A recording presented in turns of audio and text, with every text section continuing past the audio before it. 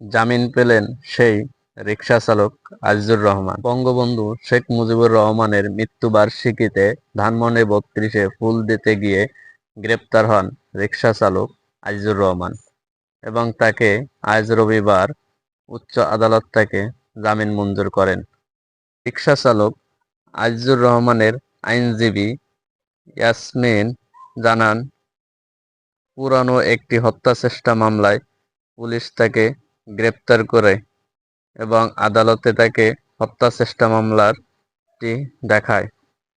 দর্শক, আপনাদের কি মতামত? আমরা কি ফ্যাসিস্ট সরকারের আমলের মতোই কি আছি এখন? এখনো কি বৈষম্য?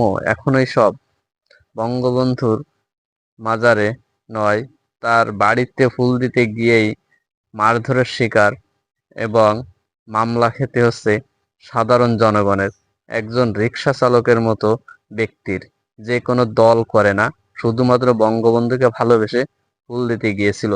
এটি কি তার বড় কোনো অপরাধ? কমেন্ট করে জানিয়ে দিবেন এবং আমার পেজটি ফলো করবেন। ধন্যবাদ।